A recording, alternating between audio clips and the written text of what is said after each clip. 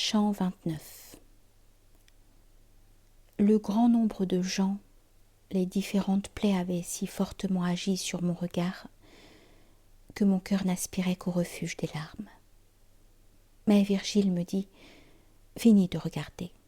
Pourquoi toujours chercher à tout voir de si près, des ombres sans espoir là-bas déchiquetées? Tu n'as pas fait ainsi dans les autres girons. Si jamais tu prétends les compter, souviens-toi que le tour de ce cercle occupe 22 000. Or la lune est déjà plus bas que notre pied. Nous n'aurons désormais que peu de temps à nous, et tu n'as pas tout vu de ce que tu dois voir. » Si tu pouvais savoir, lui répondis-je alors, ce qui dans cette fosse attirait mon regard, peut-être dirais-tu que j'avais bien raison. Il s'en allait déjà.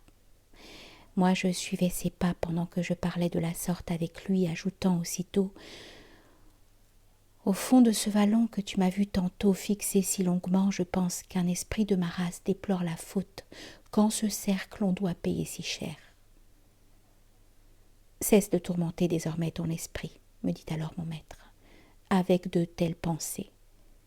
Qu'il reste, qu'il s'y trouve, et toi, regarde ailleurs. » Oui, je l'avais bien vu là-bas, au pied du pont qui menaçait du doigt et te montrait aux autres, et j'entendis son nom. C'est Géry del Bello.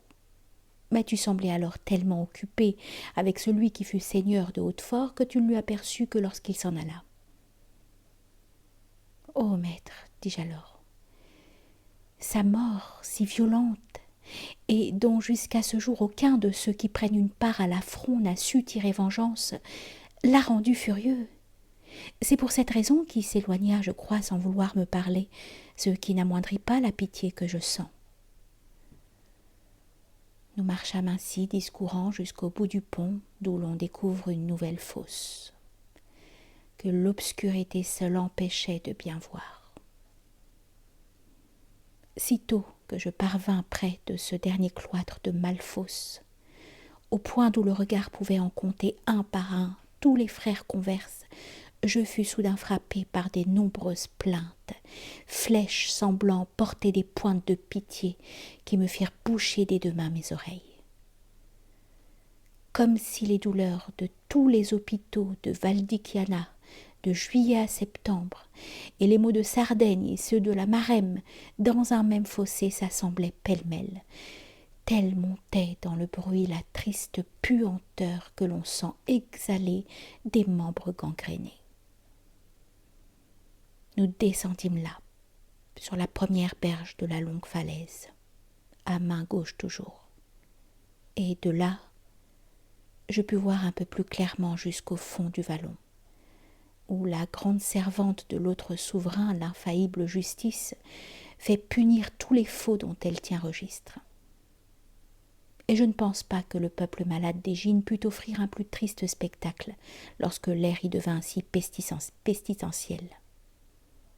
Que tous les animaux jusqu'au moindre ver y perdirent la vie, et la race des hommes, les poètes du moins, le donnent pour certain, s'y rénova depuis par des œufs de fourmis, que celui qu'on voyait dans la sombre vallée où les monceaux d'esprits gisaient de toutes parts.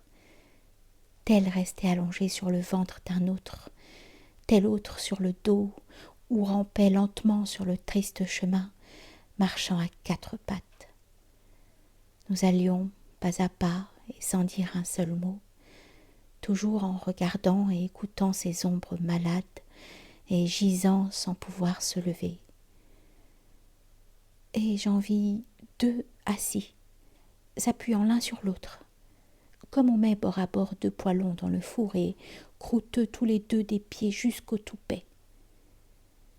Et le valet qui sait que le maître l'attend ou celui qu'on oblige à veiller malgré lui ne saurait manier plus vite leurs étrilles, que chacun d'eux tournait rageur contre soi-même la morsure de l'ongle, essayant de calmer cette démangeaison qui n'a plus de recours. Et leurs doigts, en grattant, râpaient la pourriture comme un couteau raclant les écailles des brèmes ou d'un autre poisson encore plus écailleux. Ô toi, qui de tes doigts te défais, maille à maille, demanda Monseigneur à l'un de ces deux-là.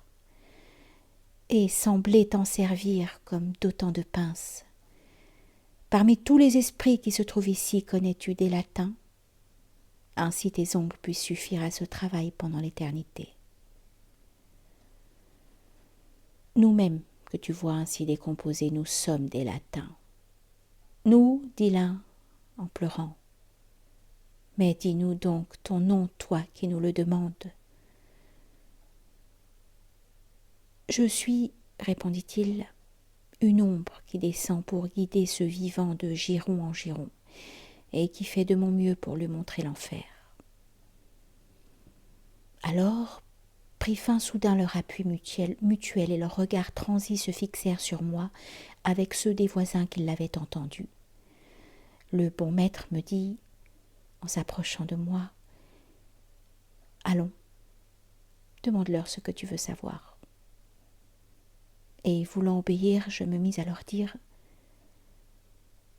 « Que votre souvenir ne s'envole jamais dans le monde premier de l'esprit des humains, mais qu'il y vive encore sous de nombreux soleils si vous me déclarez vos noms et vos patries. N'hésitez surtout pas à me faire comprendre le pourquoi de vos mots si durs et déplaisants. » Moi, j'étais d'Arezzo, répondit l'un des deux, et à Sienne Albéric m'a mis sur le bûcher, mais pour une autre erreur que celle que j'expie. Je lui dis les vrais, mais pour me divertir, je pourrais m'élever dans les airs et voler. Lui, sans y voir malice et qui mourrait d'envie, insista pour savoir quel était mon secret. Comme je n'en ai pu faire un nouveau dédale, je fus enfin brûlé par ordre de son père. Mais je suis au dernier de ces 10 cul-de-sac par ordre de Minos qui ne saurait faillir parce que j'ai là-haut pratiqué l'alchimie. Lors je dis au poète « Un peuple aussi futile que le peuple de Sienne exista-t-il jamais? Je crois qu'aux Français même il leur rendrait des points. » Alors l'autre lépreux qui m'avait entendu répondit aussitôt « Exceptez-en Strica, qui sut parfaitement modérer sa dépense, et Nicolo, qui fut le premier à planter au jardin où prend bien une telle semence le goût dispendieux pour les clous de girofle. Exceptant aussi la belle compagnie où Cassia d'Asciano mangeait forêt et vigne, et l'ébloui passait pour un puits de sagesse. Mais si tu veux savoir qui te soutient si bien contre les gens de Sienne, aiguise ton regard, et tu reconnaîtras peut-être mon visage. Tu verras que je suis l'ombre de Capocchio qui voulut fabriquer l'or faux par alchimie.